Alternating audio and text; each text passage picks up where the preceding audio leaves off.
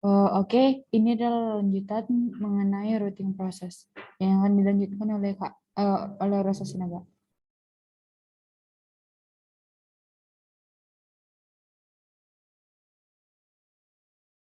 Baiklah, akan saya lanjutkan. Entry menjorok dikenal sebagai rute anak. Entry rute diindentasi jika itu adalah subnet dari alamat kelas full, jaringan kelas A, B, atau C. Jaringan yang terhubung langsung akan selalu diindentasi karena alamat lokal antarmuka selalu dimasukkan dalam tabel perututan sebagai per 32. Rute anak akan menyertakan sumber rute dan semua informasi penerusan seperti alamat hop berikutnya. Alamat jaringan kelas full dari subnet ini akan ditampilkan di atas entry rute, kurang menjorok dan tanpa kode sumber. Rute itu dikenal sebagai rute induk. Contoh berikutnya menunjukkan tabel routing IPv4 dari R1 dalam topologi. Perhatikan bahwa semua jaringan dalam topologi adalah subnet yang merupakan rute anak dari jaringan kelas A dan rute induk 10.0.0.0/8. Selanjutnya akan dijelaskan oleh teman saya. Selanjutnya untuk struktur tabel perutian IPv6. Konsep pengalamatan kelas full tidak pernah menjadi bagian dari IPv6, sehingga struktur tabel routing IPv6 sangat lurus ke depan. Setiap entry rute IPv6 diformat dan disejajarkan dengan cara yang sama. Kemudian untuk jarak administratif, entry rute untuk alamat jaringan tertentu atau awalan dan panjang awalan hanya dapat muncul sekali dalam tabel perutian. Namun ada kemungkinan bahwa tabel perutian mempelajari tentang alamat jaringan yang sama dari satu sumber perutian. Cisco EOS menggunakan apa yang dikenal sebagai jarak administratif atau AD untuk menentukan rute untuk menginstal ke tabel routing IP.id.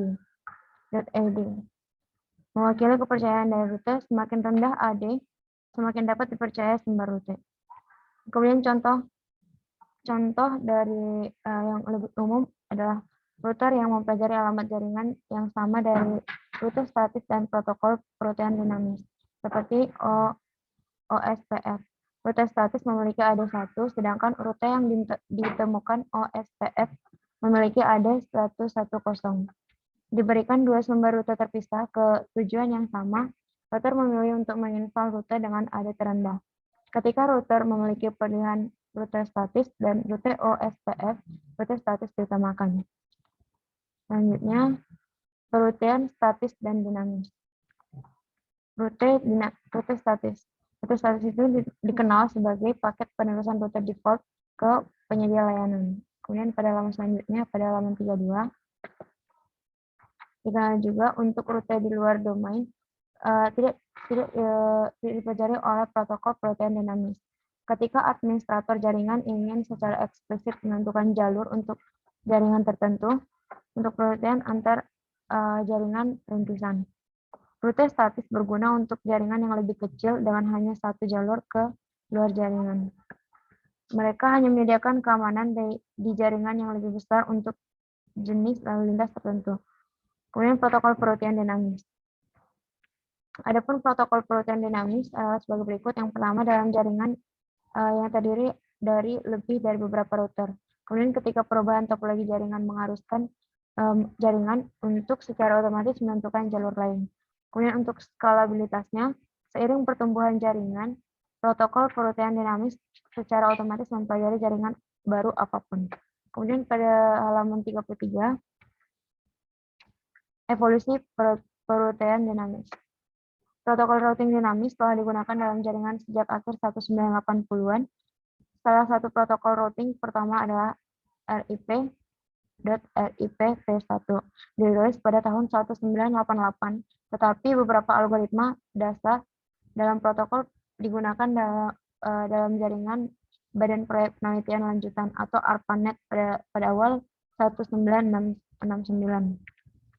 Sebagai jaringan berkembang dan menjadi lebih kompleks, protokol routing baru muncul. Kemudian di bawah gambar interior gateway protokol atau IGPS adalah protokol protein yang digunakan untuk bertukar informasi protein dalam domain protein yang dikelola oleh satu organisasi.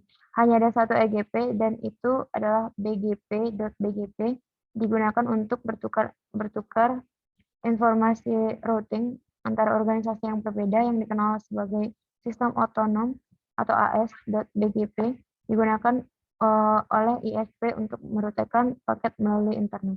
Selanjutnya akan dijelaskan oleh teman saya. Selanjutnya yaitu konsep protokol perutian dinamis. Protokol perutian adalah sekumpulan proses, algoritma, dan pesan yang digunakan untuk bertukar informasi perutian dan mengisi tabel perutian dengan pilihan jalur terbaik.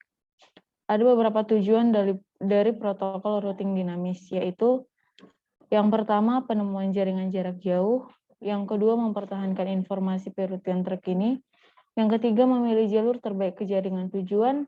Yang keempat, kemampuan untuk menemukan jalur terbaik baru jika jalur saat ini tidak lagi tersedia.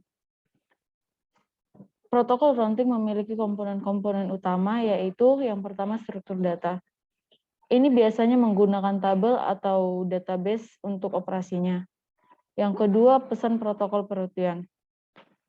Biasanya ini menggunakan berbagai jenis pesan untuk menemukan router tetangga, bertukar informasi perutian, dan tugas lain untuk mempelajari dan memelihara informasi akurat tentang jaringan. Yang ketiga, algoritma. Algoritma adalah daftar terbatas langkah-langkah yang digunakan untuk menyelesaikan tugas. Selanjutnya, pada slide halaman 35, jalan terbaik, yaitu menentukan jalur terbaik mungkin melibatkan evaluasi beberapa jalur ke jaringan tujuan yang sama dan memilih jalur optimal atau terpendek untuk mencapai jaringan itu. Jalur terbaik dipilih oleh protokol routing berdasarkan nilai atau metrik yang digunakan untuk menentukan jarak untuk mencapai jaringan. Metrik adalah nilai kuantitatif yang digunakan untuk mengukur jarak ke jaringan tertentu. Jalur terbaik ke jaringan adalah jalur dengan metrik terendah. Selanjutnya pada slide 36. Jika terjadi tabel perutian memiliki 2 atau lebih jalur dengan metrik identik ke jaringan, maka akan terjadi ketika router memiliki 2 atau lebih jalur ketujuan dengan metrik biaya yang sama, maka router meneruskan paket menggunakan kedua jalur secara merata. Ini disebut penyeimbangan beban biaya yang sama. Tabel perutian berisi jaringan tujuan tunggal, tetapi memiliki beberapa antarmuka keluar, satu untuk setiap jalur biaya yang sama. Router meneruskan paket menggunakan beberapa antarmuka keluar yang tercantum dalam tabel perutian. Jika dikonfigurasi dengan benar, load batching dapat meningkat efektivitas dan kinerja jaringan. Terima kasih.